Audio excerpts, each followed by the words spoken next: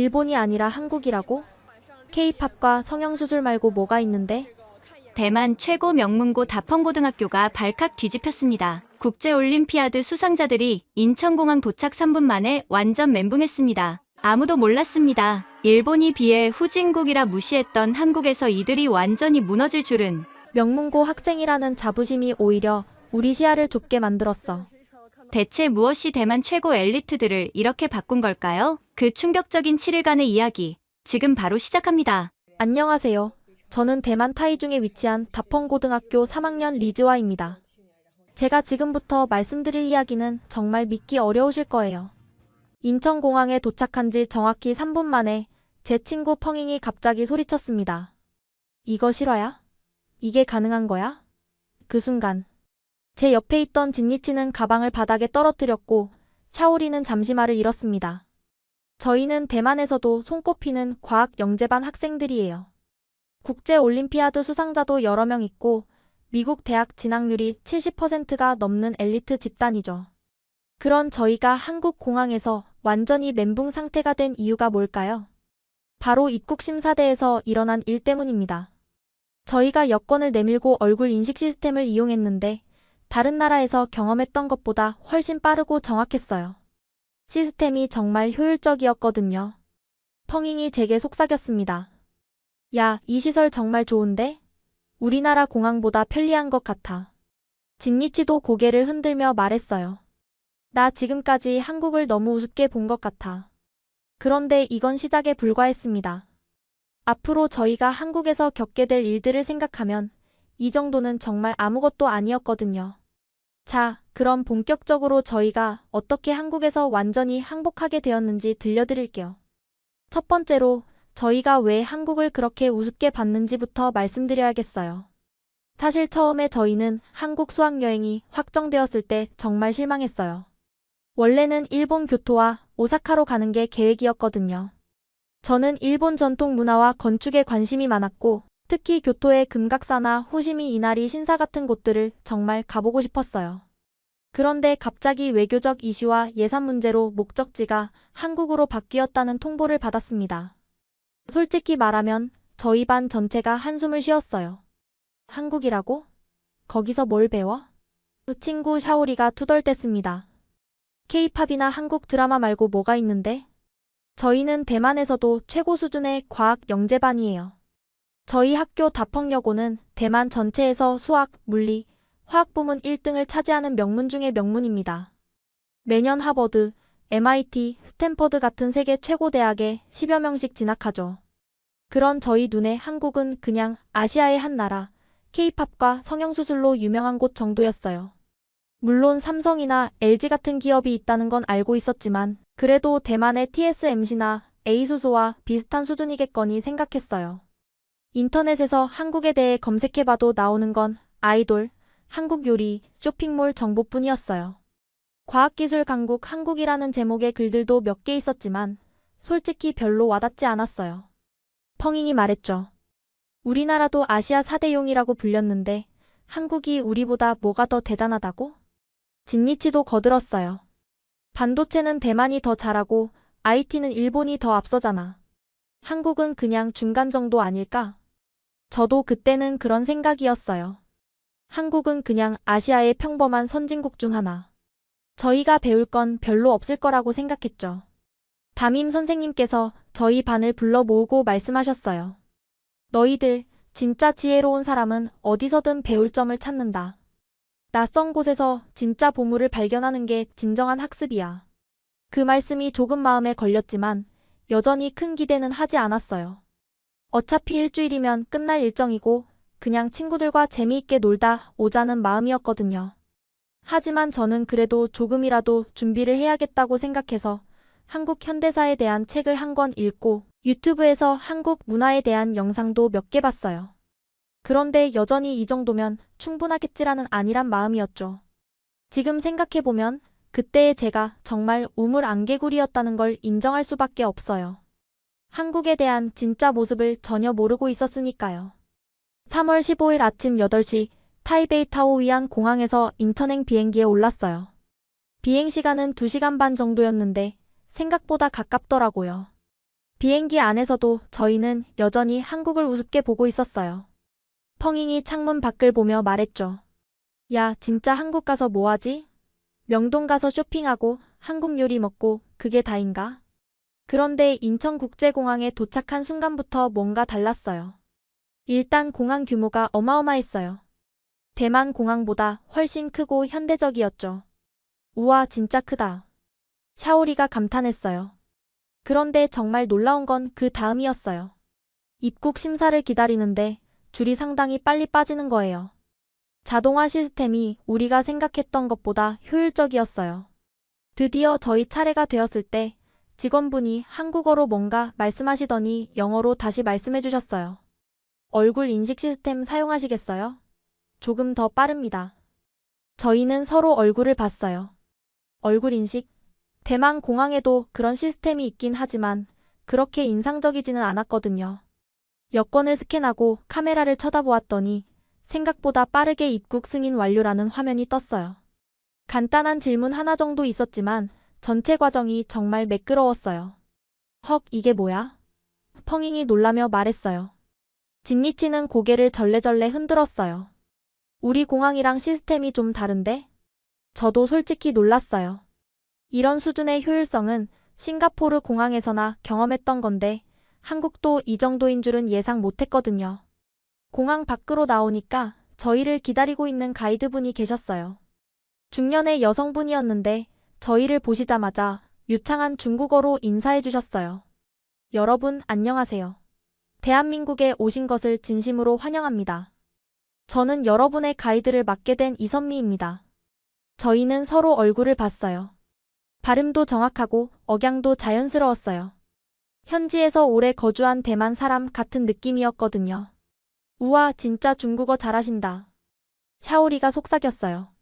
가이드 선생님이 웃으며 말씀하셨어요. 한국에서는 중국어 할 줄 아는 사람이 많아요.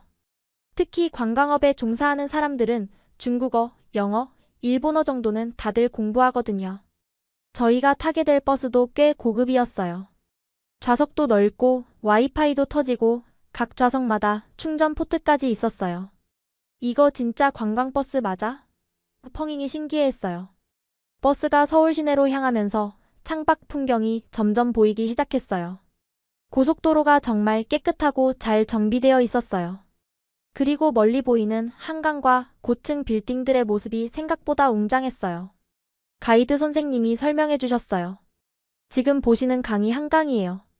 한국 경제 발전의 상징과도 같은 강이죠.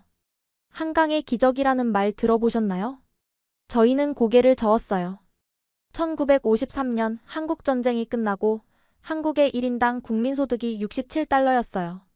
그런데 지금은 3만 달러에 가까워요. 전 세계에서 이렇게 빠르게 성장한 나라는 한국이 거의 유일해요.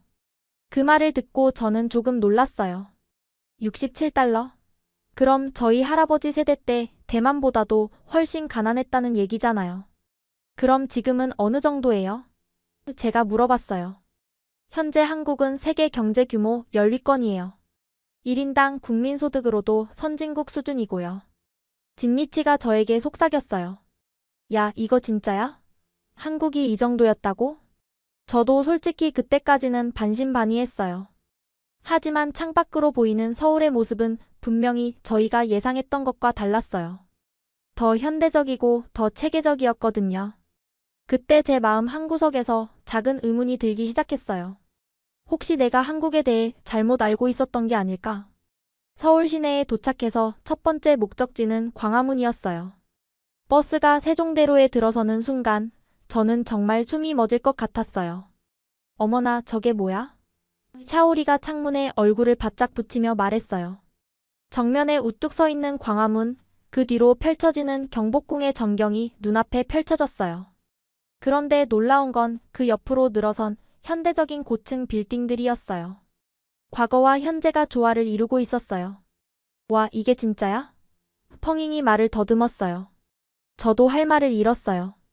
TV에서 본 것과는 차원이 다른 웅장함이었거든요. 600년 된 고궁과 초현대식 빌딩이 충돌하지 않고 서로를 보완하는 듯한 느낌이었어요. 버스에서 내려 광화문 앞으로 걸어가는데 진니치가 조용히 말했어요. 나 지금 왜 갑자기 가슴이 뛰지? 저도 같은 기분이었어요. 말로 설명할 수 없는 어떤 감정이 밀려오고 있었어요. 장엄함? 경외감? 뭔가 그런 느낌이었어요. 광화문을 지나 경복궁 안으로 들어갔는데 그때 우연히 한국 학생 몇 명을 만났어요. 서울대학교 건축학과 2학년이라고 자기소개를 하는 박지원이라는 학생이 저희에게 말을 걸었어요. 혹시 대만에서 오신 분들이세요? 저희가 자원봉사로 외국인 관광객분들께 경복궁 설명을 해드리고 있거든요. 저희는 서로 눈을 마주쳤어요. 한국 대학생이 자원봉사를 한다고? 박지원 학생이 근정전 앞에서 설명을 시작했어요. 이 건물은 조선 왕조의 정전이에요. 왕이 신하들과 회의를 하고 외국 사신을 맞이하던 곳이죠. 그런데 그 다음 말이 저를 정말 놀라게 했어요. 이 기둥 사이의 간격도 그냥 만든 게 아니에요. 여름에는 바람이 잘 통하고 겨울에는 온기를 유지할 수 있도록 정교하게 계산된 거거든요. 온돌이라는 바닥 난방 시스템과 함께 한국 전통 건축의 과학적 원리를 보여주는 대표적인 사례예요. 펑잉이 제게 속삭였어요. 야, 이 학생 진짜 똑똑한 것 같아. 박지원 학생은 계속 설명했어요. 그리고 이 단청의 색깔도 단순한 장식이 아니에요. 빨간색은 액을 막고 파란색은 평안을 의미하고 황색은 왕권을 상징해요. 색상 자체가 한국의 우주관과 철학을 담고 있는 거죠. 저는 점점 더 놀라고 있었어요. 한국 학생이 자국 문화에 대해 이렇게 깊이 알고 있다는 게 신기했거든요. 그리고 그걸 외국인에게 설명해 주려고 자원봉사를 한다는 것도요. 혹시 전공이 한국사예요? 샤오리가 물어봤어요. 아니요, 건축학이에요. 하지만 한국 건축을 이해하려면 역사와 철학도 알아야 하거든요. 그래서 관련 공부를 많이 해요. 진니치가 감탄했어요. 우와, 정말 대단하다. 그때 박지원 학생이 저희에게 질문했어요. 혹시 대만 전통 건축에 대해서도 많이 아세요? 저희는 서로 얼굴을 봤어요. 솔직히 대답할 수 없었어요. 저희는 자국 문화에 대해 이 한국 학생만큼 깊이 알지 못했거든요. 아, 잘 모르겠어요. 제가 솔직하게 대답했어요. 박지원 학생이 웃으며 말했어요. 괜찮아요. 저도 대만 문화에 대해 배우고 싶어요. 나중에 대만에 놀러 가면 안내해 주세요. 그 순간 저는 부끄러웠어요. 한국을 우습게 본 제 자신이 부끄러웠고 자국 문화에 대해 무관심했던 제 자신도 부끄러웠어요. 경복궁을 둘러보는 내내 저는 계속 생각했어요. 이 나라는 정말 제가 생각했던 그런 나라가 아니구나. 단순히 케이팝이나 드라마로만 유명한 게 아니라 깊은 역사와 철학을 가진 나라구나. 광화문을 떠나면서 펑잉이 말했어요. 야, 우리 진짜 한국을 잘못 봤던 것 같아. 저도 고개를 끄덕였어요. 이제야 조금씩 깨닫기 시작했어요. 한국이라는 나라가 제가 생각했던 것보다 훨씬 복잡하고 깊은 나라라는 걸요. 둘째 날 아침, 저희는 서울에 있는 한 고등학교를 방문하게 되었어요. 과학 영재반끼리의 교류 프로그램이라고 했는데 솔직히 별 기대는 하지 않았어요. 그냥 인사나 하고 수업 구경 좀 하다 오는 거겠지. 샤오리가 말했어요. 하지만 학교에 도착하자마자 저희는 깜짝 놀랐어요. 일단 학교 시설이 우리가 예상했던 것과 다른 레벨이었어요. 로비에 들어서자 큰 디지털 스크린이 있었고 학생들의 과학 프로젝트 결과물들이 전시되어 있었어요. 우와, 이거 진짜 고등학교 맞아? 펑잉이 눈을 크게 떴어요. 저희를 안내해준 한국 학생들도 정말 인상적이었어요. 영어로 자기소개를 하는데 발음도 좋고 표현도 자연스러웠어요. 안녕하세요. 저는 3학년 김민준입니다. 오늘 여러분과 함께 시간을 보내게 되어 정말 기대돼요. 저희는 먼저 수학 수업을 참관하게 되었어요. 교실에 들어가자마자 저는 놀랐어요. 많은 학생들이 개인용 디지털 기기를 가지고 있었고 전자칠판은 선생님과 학생들이 실시간으로 상호작용할 수 있게 되어 있었어요. 선생님이 함수 그래프를 설명하시는데 학생들이 각자 기기에서 답을 입력하면 그 결과가 실시간으로 선생님 화면에 표시되었어요. 그리고 선생님은 즉시 피드백을 주셨어요. 이거 진짜야? 진니치가 제 귀에 속삭였어요. 저는 말을 못하겠더라고요. 저희 학교도 대만에서는 좋은 시설을 자랑하는데 이 정도의 상호작용성은 경험하지 못했거든요. 그런데 더 놀라운 건 그 다음이었어요. 한 학생이 손을 들고 질문을 했어요. 선생님, 이 함수를 실제 엔지니어링에 어떻게 적용할 수 있을까요? 선생님은 즉시 화면을 전환해서 실제 다리 설계의 함수가 사용되는 예시를 보여주셨어요. 그리고 학생들에게 토론을 시켰어요. 여러분이라면 이 다리를 어떻게 설계하겠어요? 3명씩 조를 만들어서 이야기해보세요. 교실이 갑자기 활기차졌어요. 학생들이 서로 의견을 나누고 기기로 그래프를 그려가며 토론하는 모습이 정말 인상적이었어요. 저는 옆에 있던 김민준 학생에게 물어봤어요. 여기서는 항상 이런 식으로 수업해요? 네, 저희는 단순히 문제를 푸는 것보다 실제 적용을 중요하게 생각해요. 배운 것을 어떻게 사회에 활용할 수 있을지 항상 고민하거든요. 점심시간에는 급식을 함께 먹었는데 이것도 정말 놀라웠어요. 메뉴가 굉장히 다양하고 영양 균형을 잘 맞춘 것 같았어요. 이 급식은 누가 만들어요? 샤오리가 물어봤어요. 저희 학교에는 전문 영양사 선생님이 계세요.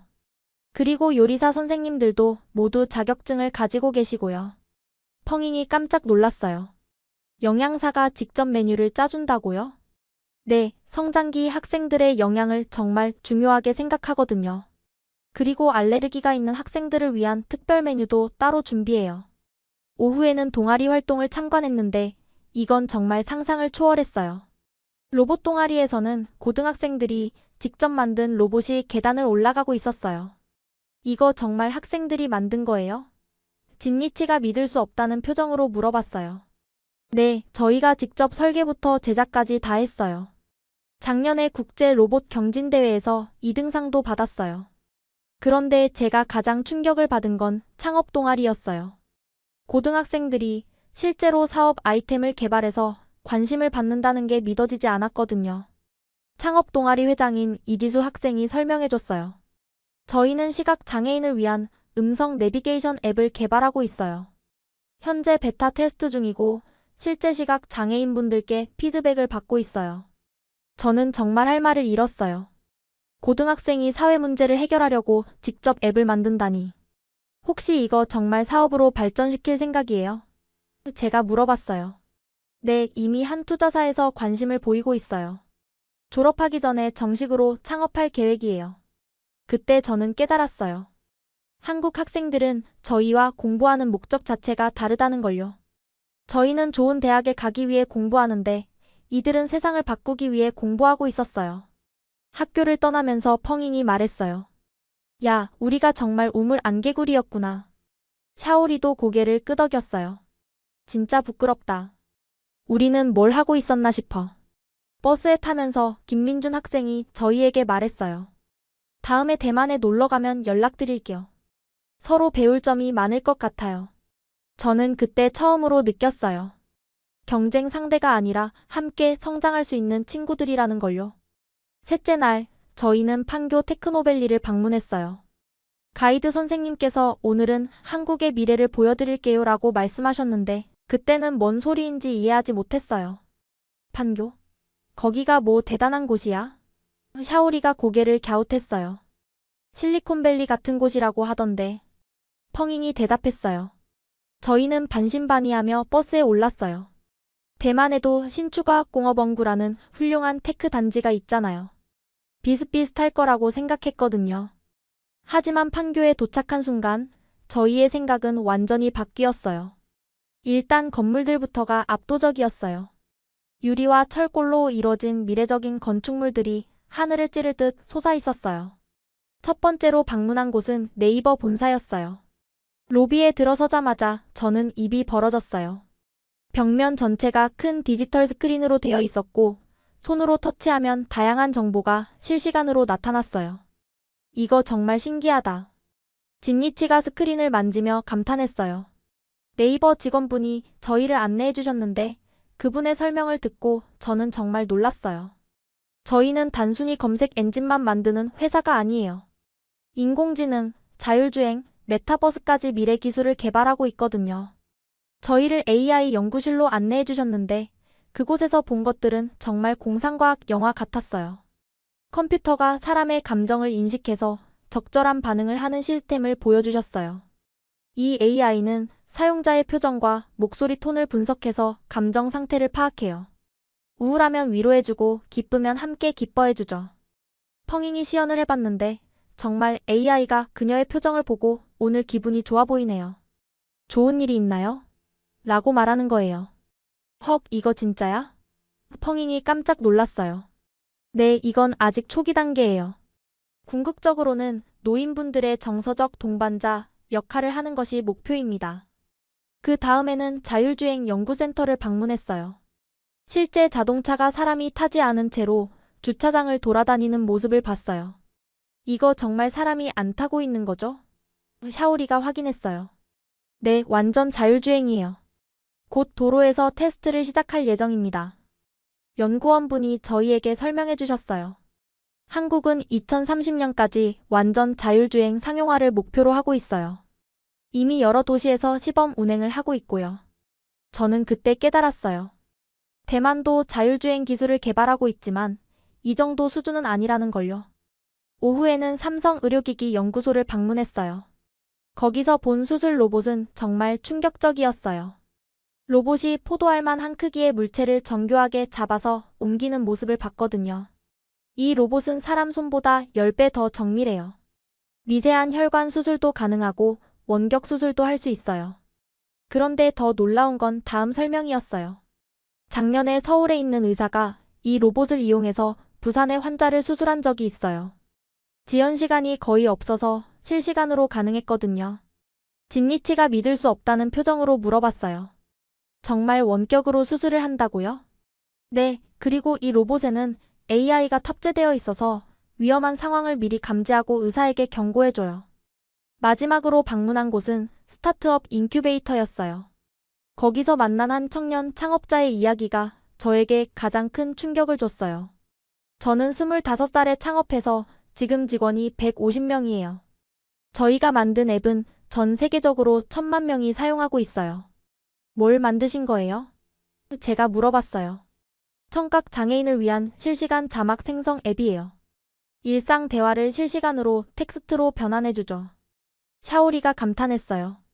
정말 대단하다. 처음에는 제 청각 장애인 친구를 위해 만들었는데 지금은 전 세계 청각 장애인들이 사용하고 있어요. 내년에는 나스닥에 상장할 예정입니다.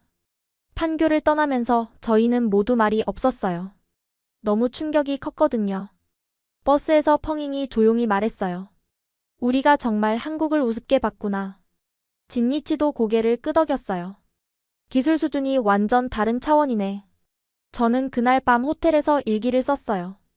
오늘 한국이 왜 세계적인 기술 강국인지 알게 되었다. 단순히 기술만 뛰어난 게 아니라 그 기술로 사람들의 삶을 개선하려는 철학이 있었다. 이제야 조금씩 이해하기 시작했어요. 한국이 단순히 K-팝이나 드라마로 유명한 나라가 아니라는 걸요. 넷째 날 점심 식사 중에 저에게 문제가 생겼어요. 저는 어릴 때부터 위가 약한 편이어서 기름진 음식을 많이 먹으면 배앓이를 하곤 했거든요. 그날 저희는 전통 한식당에서 식사를 했는데 여러 가지 반찬과 함께 나온 음식들이 저에게는 조금 부담스러웠나 봐요. 갑자기 배가 아프기 시작했어요. 처음에는 그냥 참으려고 했어요. 여행 중에 사고 치고 싶지 않았거든요. 하지만 점점 더 아파지면서 얼굴이 창백해졌어요. 리즈와 너 괜찮아? 펑잉이 걱정스럽게 물어봤어요. 응, 그냥 조금 배가 아픈 것 같아. 저는 괜찮은 척했어요. 그런데 그 모습을 지켜보던 한국인 스태프분이 다가오셨어요. 어디 불편하신가요? 얼굴이 안 좋아 보이는데요. 저는 당황했어요. 언어도 잘 통하지 않고 괜히 문제를 만들고 싶지 않았거든요. 아니에요, 괜찮아요. 제가 손을 저었어요. 하지만 그분은 계속 걱정해 주셨어요. 다른 스태프분과 중국어로 대화를 나누더니 저에게 말씀하셨어요. 근처에 병원이 있어요. 한국에서는 몸이 아프면 바로 병원에 가는 게 보통이에요. 우리가 모셔다 드릴게요. 솔직히 저는 그때 좀 부담스럽기도 하고 당황스럽기도 했어요. 단순히 배가 조금 아픈 건데 굳이 병원까지 가야 하나 싶었거든요. 대만에서는 이 정도로는 보통 그냥 참거나 약국에서 약을 사서 먹는 정도였어요. 정말 괜찮아요. 조금 쉬면 나을 것 같아요. 저는 사양했어요. 하지만 한국인 스태프분들은 정말 진심으로 걱정해 주시는 것 같았어요. 결국 저는 마지못해 병원에 따라가게 되었어요. 솔직히 그때 제 마음은 복잡했어요. 너무 오버하는 거 아닌가? 외국인이라고 유난스럽게 구는 건가? 이런 생각도 들었어요. 그런데 병원에 도착해서 제 생각이 바뀌기 시작했어요. 일단 병원 시설이 정말 깨끗하고 현대적이었어요.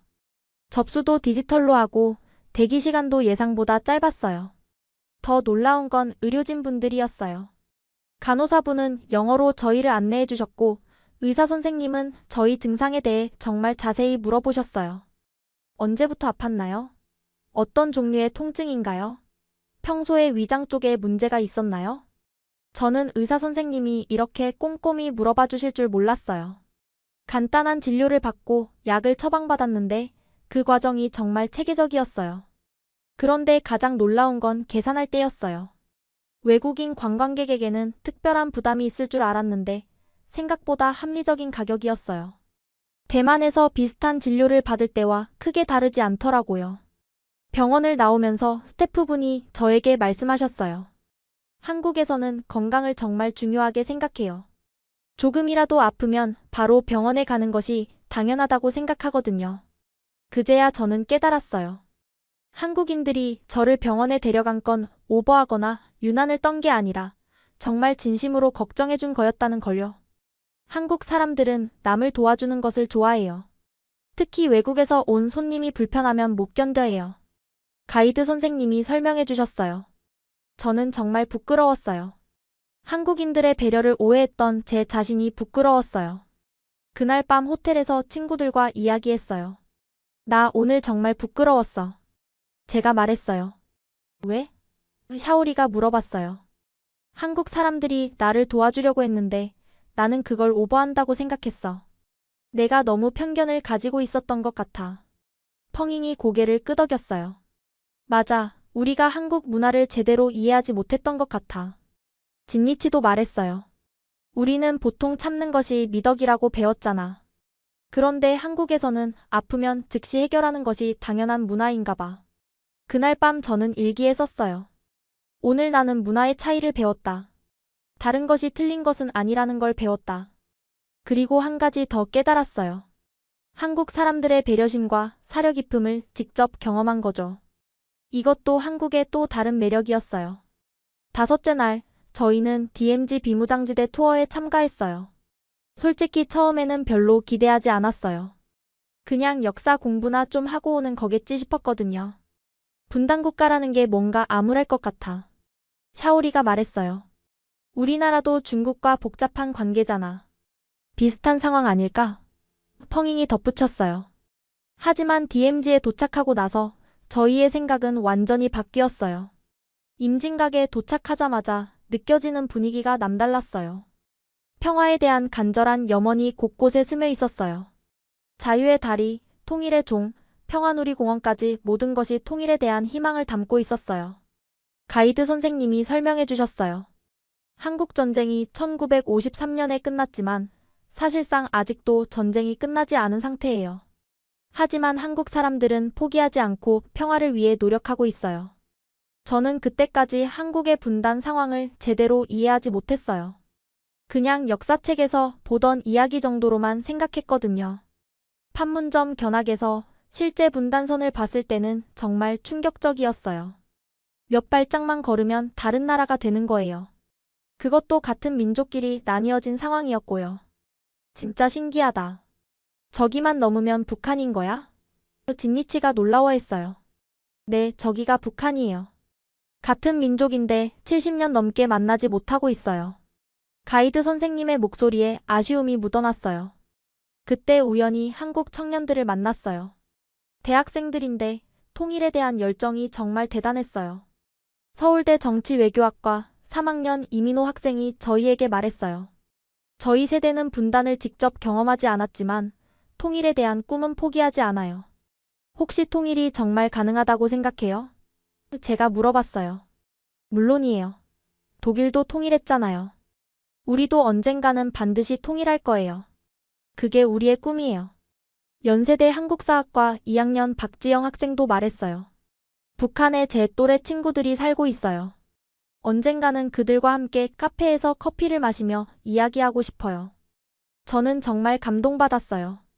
분단의 아픔을 겪고도 절망하지 않고 희망을 잃지 않는 한국 청년들의 모습에서요. 우리나라와 중국 관계와는 좀 다른 것 같아. 펑잉이 저에게 속삭였어요. 맞아, 이건 정말 복잡한 문제구나. 저도 고개를 끄덕였어요. 오후에는 DMZ 내 여러 전시관을 둘러봤어요. 한국 전쟁의 참상과 분단의 아픔을 다룬 자료들을 보면서 저는 한국이 어떻게 이렇게 빠르게 발전할 수 있었는지 조금씩 이해하기 시작했어요. 전쟁의 폐허에서 시작해서 지금의 선진국이 되기까지 한국 사람들의 의지력이 얼마나 강했을지 상상할 수 있었어요. 땅굴 전시관을 견학할 때는 정말 숨이 막혔어요. 분단의 현실을 직접 체험하는 경험은 정말 생생했어요. 이런 상황에서도 포기하지 않고 발전한 한국이 정말 대단해. 샤오리가 감탄했어요. DMZ 투어를 마치고 돌아오는 길에 저희는 모두 조용했어요. 너무 많은 생각이 머릿속을 스쳐 지나갔거든요. 버스에서 가이드 선생님이 말씀하셨어요. 한국의 발전은 단순히 경제적 성장만이 아니에요. 이런 어려운 상황을 극복하면서 얻은 정신적 강인함도 한국의 큰 자산이에요. 그날 밤 호텔에서 친구들과 이야기했어요. 나 오늘 정말 많은 걸 느꼈어. 진니치가 말했어요. 맞아. 한국 사람들이 왜 그렇게 단결력이 강한지 알겠어. 펑잉이 덧붙였어요. 저도 말했어요. 우리는 평화로운 환경에서 자라서 이런 걸 깊이 생각해 본 적이 없었던 것 같아. 샤오리가 고개를 끄덕였어요. 한국의 발전이 그냥 이뤄진 게 아니구나. 이런 어려움을 극복하면서 더 강해진 거야. 그날 밤 저는 다시 일기를 썼어요. 오늘 나는 한국의 진짜 모습을 보았다. 단순히 발전한 나라가 아니라 아픔을 극복하고 희망을 잃지 않는 나라였다.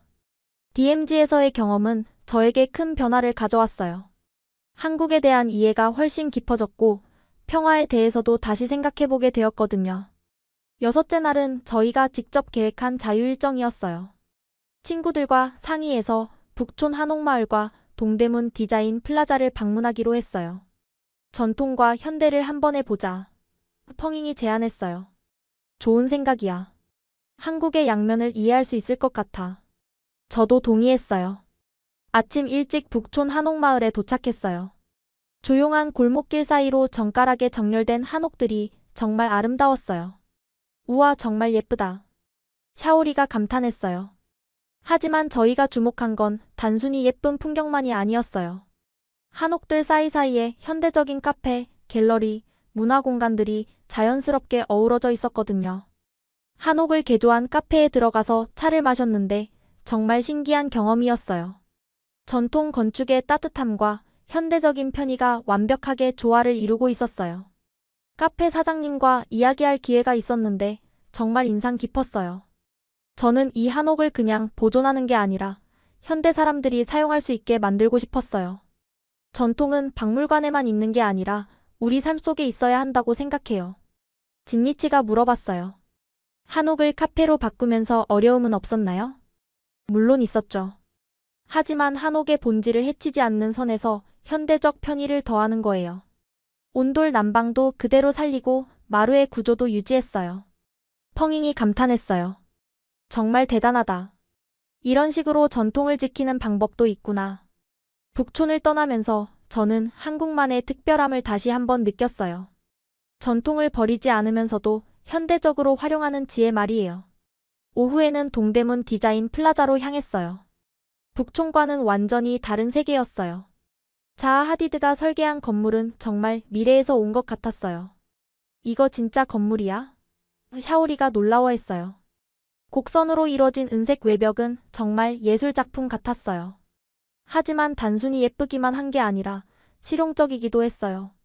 DDP 내부에는 다양한 전시관과 디자인 상점들이 있었어요. 한국의 현대 디자인과 미래 기술들을 직접 체험할 수 있었어요.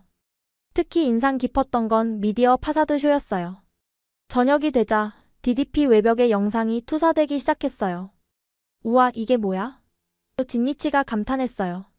한옥의 곡선이 디지털로 재해석되어 DDP 벽면에서 춤을 추고 한글 자음과 모음이 살아 움직이듯 변화했어요. 조선시대 왕의 행차 장면이 현대의 자율주행차로 자연스럽게 변환되고 전통 무용수의 동작이 로봇의 움직임으로 이어졌어요.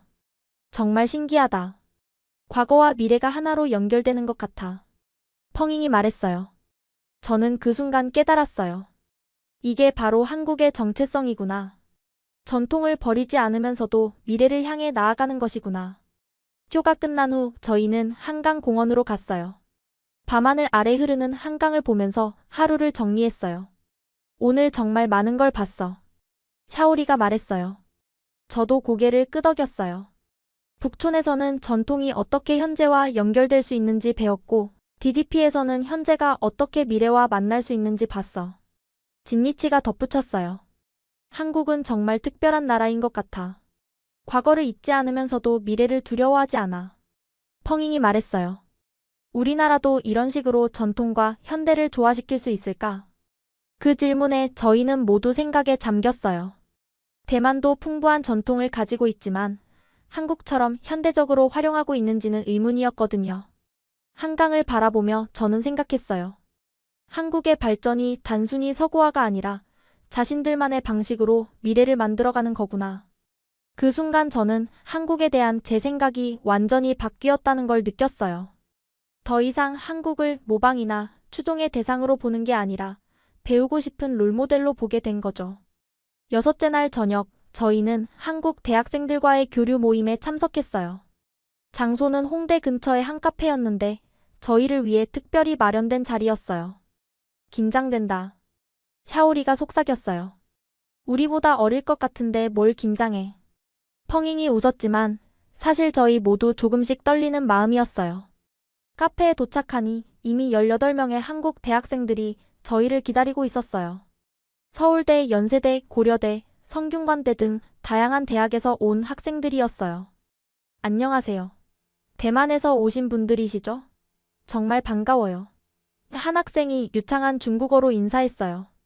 저희는 서로 소개를 하며 어색함을 풀어갔어요. 놀랍게도 대부분의 한국 학생들이 영어는 물론 중국어나 일본어도 어느 정도 할 줄 알았어요. 우와, 한국 학생들 정말 어학 실력이 좋네. 진니치가 제게 영어로 속삭였어요. 서울대 국제학과 3학년 김수진 학생이 저희에게 말했어요. 저희 세대는 글로벌 소통을 중요하게 생각해요. 언어는 기본이라고 생각하거든요. 대화가 본격적으로 시작되자 저는 한국 대학생들의 생각이 정말 깊고 넓다는 걸 느꼈어요. 연세대 경영학과 2학년 박민수 학생이 물어봤어요. 대만은 반도체 산업이 정말 발달했잖아요. 저희도 많이 배우고 싶어요. 제가 대답했어요. 네, 저희 나라 자랑이죠. 하지만 이번에 한국 와서 보니까 한국도 정말 대단한 것 같아요. 고려대 정치외교학과 4학년 이지연 학생이 말했어요. 사실 저희는 대만을 정말 존경해요. 민주주의도 더 일찍 이룩했고 자유로운 분위기도 부럽고요. 샤오리가 놀라며 물어봤어요. 정말요? 한국도 민주주의 국가인데요? 물론이죠. 하지만 대만은 더 자연스럽게 다양성을 받아들이는 것 같아요. 저희도 그런 걸 배우고 싶어요. 성균관대 심리학과 3학년 최유리 학생이 덧붙였어요. 저희는 아시아의 청년들끼리 더 많이 교류해야 한다고 생각해요. 서로 배울 점이 너무 많거든요. 펑잉이 고개를 끄덕였어요. 맞아요. 우리는 왜 이제서야 이런 대화를 하게 된 걸까요? 한국외대 중국어과 2학년 정승호 학생이 흥미로운 이야기를 해주었어요. 저는 작년에 대만으로 교환학생을 갔다 왔는데 정말 좋은 경험이었어요. 대만 학생들의 창의성과 자유로운 사고방식에 많이 배웠어요. 한국에서도 교환학생으로 대만 학생들이 와요? 제가 물어봤어요. 네, 매년 늘어나고 있어요. 그리고 졸업 후에 대만으로 취업하는 한국 청년들도 있고요. 이화여대 국제학부 4학년 한소영 학생이 말했어요. 저는 대만의 스타트업 문화에 관심이 많아요. 한국보다 더 자유롭고 유연한 것 같더라고요. 진니치가 웃으며 말했어요. 근데 우리는 이번에 한국 와서 스타트업 수준에 깜짝 놀랐어요. 완전 다른 차원이더라고요. 카이스트 전산학과 3학년 이태연 학생이 흥미롭게 물어봤어요. 대만에서는 인공지능이나 반도체 분야에서 일하고 싶어하는 학생들이 많나요? 저는 정확히 대답했어요. 네, 특히 TSMC 같은 회사는 모든 공대생의 꿈이죠. 하지만 한국도 삼성이나 SK 같은 대기업이 있잖아요. 맞아요. 하지만 저희는 창업에도 관심이 많아요. 사회 문제를 해결하는 기술을 만들고 싶거든요. 대화가 깊어질수록 저는 깨달았어요. 한국 청년들과 저희는 생각했던 것보다 훨씬 비슷한 고민을 하고 있다는 걸요. 중앙대 신문방송학과 2학년 김다영 학생이 말했어요. 저희 세대의 공통점은 아시아가 더 강해지길 바란다는 거예요. 서로 경쟁만 하지 말고 협력했으면 좋겠어요. 펑잉이 깊이 공감하며 말했어요. 정말 그래요. 우리가 서로를 라이벌로만 보지 말고 파트너로 봤으면 좋겠어요. 저도 마음에서 우러나오는 말을 했어요. 이번 여행에서 정말 많이 배웠어요. 특히 한국 청년들의 열정과 비전을 보면서 자극을 많이 받았어요. 서울대 경제학과 3학년 오준영 학생이 웃으며 말했어요. 저희도 대만 청년들의 자유로움과 창의성을 배우고 싶어요. 서로 윈윈하는 관계가 되었으면 좋겠어요. 모임이 끝날 때쯤 저희는 연락처를 교환하고 앞으로도 계속 소통하기로 약속했어요. 내년에 대만으로 놀러 갈게요. 여러 한국 학생들이 말했어요. 그럼 우리가 안내해드릴게요. 샤오리가 대답했어요. 카페를 나오면서 저는 마음이 따뜻해졌어요. 한국 청년들과의 만남을 통해 미래에 대한 새로운 비전이 생긴 것 같았어요. 버스에서 펑잉이 말했어요. 오늘이 이번 여행에서 가장 의미 있는 시간이었던 것 같아. 저도 동감했어요. 기술이나 문화보다도 사람과 사람 사이의 진정한 만남이 가장 소중하다는 걸 느꼈거든요. 마지막 날 저녁, 저희는 한강 유람선에 올랐어요. 일주일간의 여행을 마무리하는 특별한 시간이었죠. 정말 마지막이구나. 샤오리가 아쉬워했어요. 유람선이 출발하자 서울의 야경이 펼쳐졌어요. 한강을 따라 늘어선 고층 빌딩들의 불빛이 강물에 반사되어 정말 아름다웠어요. 첫날 버스에서 봤던 한강이랑 느낌이 완전 다르다. 진니치가 말했어요. 맞아요. 일주일 전 처음 한강을 봤을 때와 지금은 제 마음가짐이 완전히 달라져 있었어요. 유람선 갑판에서 바람을 맞으며 저희는 자연스럽게 이번 여행에 대해 이야기하기 시작했어요. 나 진짜 한국에 대해 완전히 잘못 생각하고 있었어. 펑잉이 솔직하게 털어놓았어요. 맞아. 처음에 일본 대신 한국으로 바뀌었을 때 실망했던 게 정말 부끄럽다. 샤오리도 고백했어요. 저도 마음속 이야기를 했어요. 나도 그랬어. 한국을 그냥 케이팝이나 드라마로만 유명한 나라라고 생각했는데 정말 무식했던 것 같아. 진니치가 고개를 끄덕였어요. 우리가 얼마나 편견을 가지고 있었는지 이제야 깨달아. 배가 반포대교 밑을 지나가면서 제가 말했어요.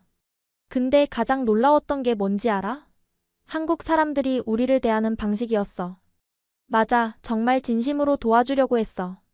펑잉이 동의했어요. 샤오리가 덧붙였어요. 특히 병원에서 나 도와주던 스태프분들 생각하면 정말 가슴이 따뜻해져. 그리고 한국 학생들도. 진니치가 말했어요. 경복궁에서 만난 박지원 학생이나 어제 만난 대학생들까지. 정말 열린 마음으로 우리를 받아줬어. 저는 한강을 바라보며 생각을 정리했어요. 우리가 한국에서 본 건 단순히 발전된 기술이나 예쁜 문화만이 아니었어. 사람들의 마음가짐, 열정, 그리고 미래에 대한 비전이었어. 한국 사람들은 과거를 잊지 않으면서도 미래를 두려워하지 않더라. 펑잉이 깊이 있게 말했어요. DMZ에서 느꼈던 게 그 어려운 상황에서도 희망을 잃지 않는 힘이 정말 대단하다고 생각해. 샤오리가 덧붙였어요.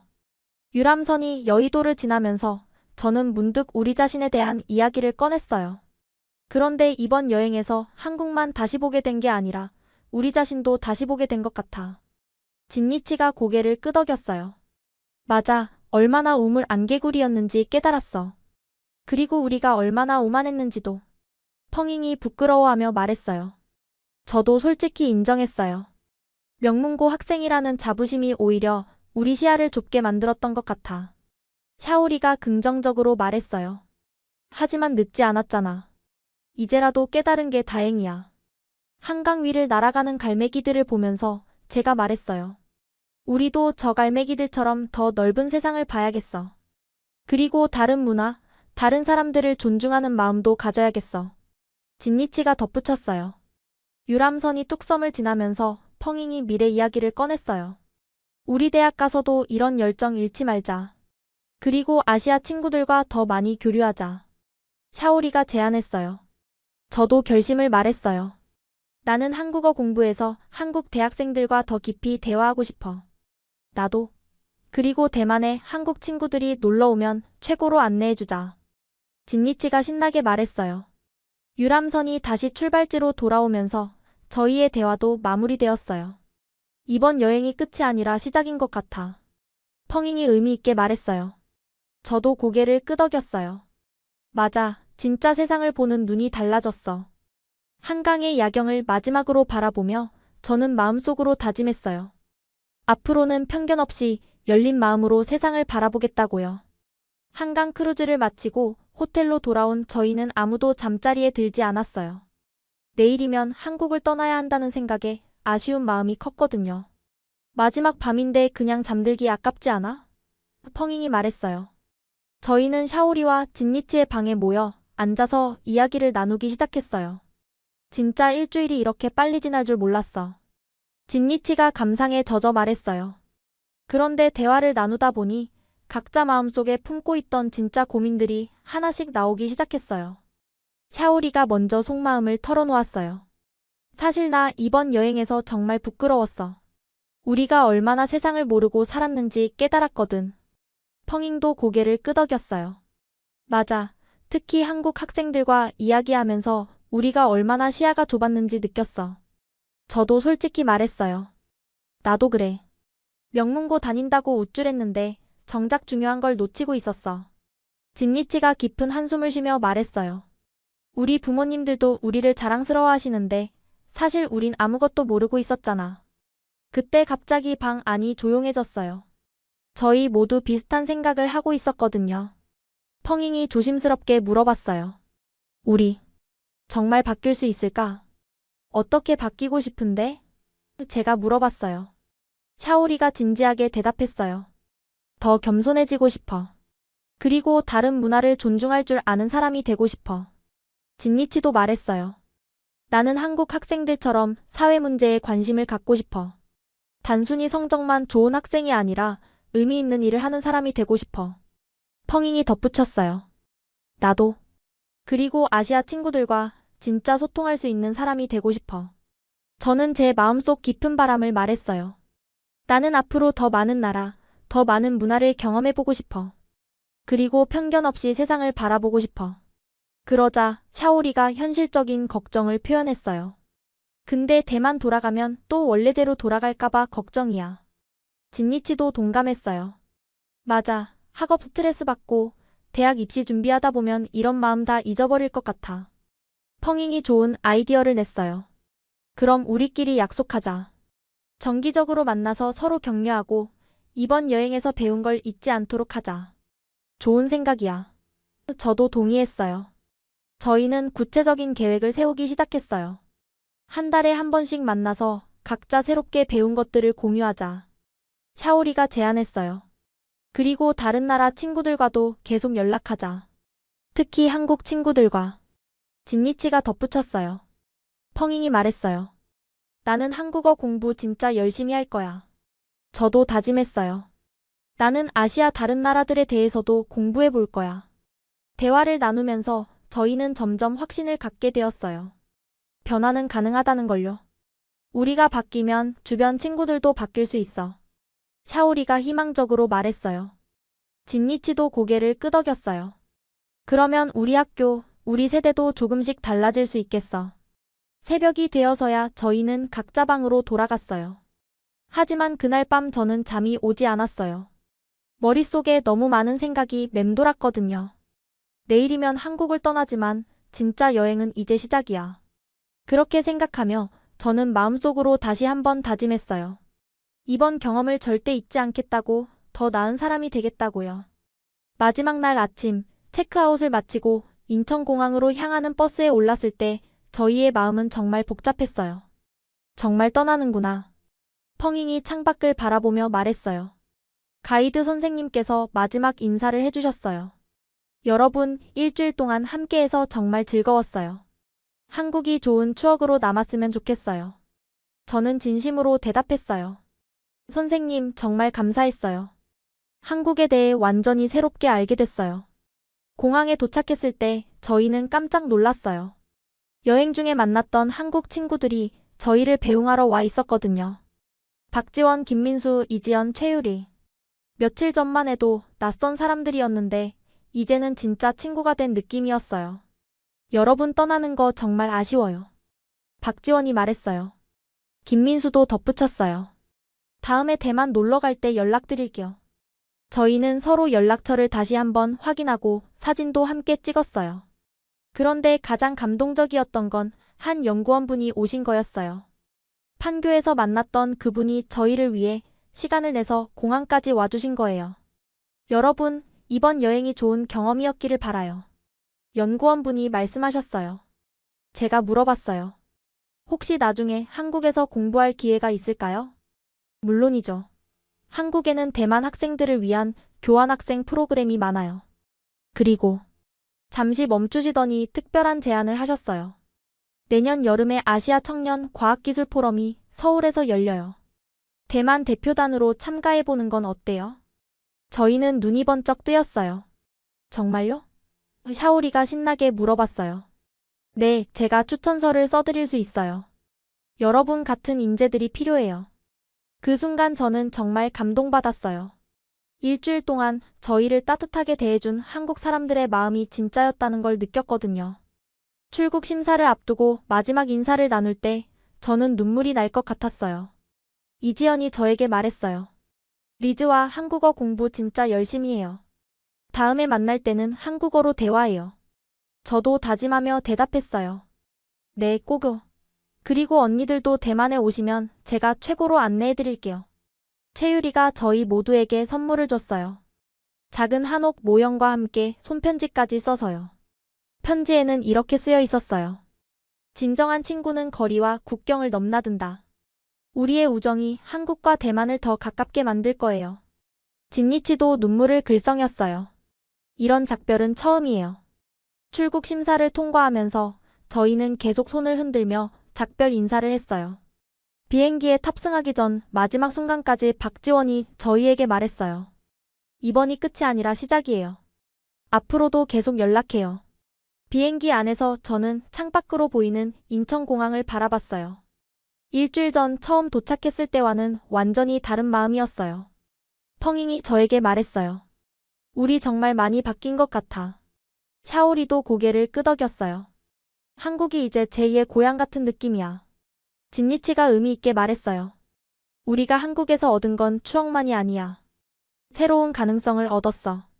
비행기가 이륙하면서 저는 창밖으로 점점 작아지는 한국 땅을 바라봤어요. 그리고 마음속으로 다짐했어요. 꼭 다시 올 거야. 그때는 더 성장한 모습으로. 연구원분이 주신 명함을 꺼내보며 저는 내년 여름 포럼 참가를 위해 열심히 준비하겠다고 결심했어요. 한국에서의 일주일은 끝났지만 그것은 더 큰 여정의 시작이었어요. 지금까지 대만 명문고 학생 리즈화와 친구들의 충격적인 한국 수학여행 이야기 어떠셨나요? 편견으로 시작해서 감동으로 마무리된 이들의 여정은 우리에게 많은 생각할 거리를 남깁니다. 때로는 우리도 모르게 다른 문화나 나라에 대해 편견을 가지고 있을 수 있습니다. 하지만 진정한 만남과 경험을 통해 그 편견은 이해와 존중으로 바뀔 수 있죠. 리즈화와 친구들처럼 열린 마음으로 세상을 바라본다면 우리도 더 넓은 세계를 만날 수 있을 것입니다. 여러분도 편견을 넘어선 새로운 만남의 경험이 있으시다면 댓글로 공유해주세요. 구독과 좋아요도 잊지 마시고 다음에도 더 의미 있는 이야기로 찾아뵙겠습니다. 지금까지 원더풀 해외 사연이었습니다. 감사합니다.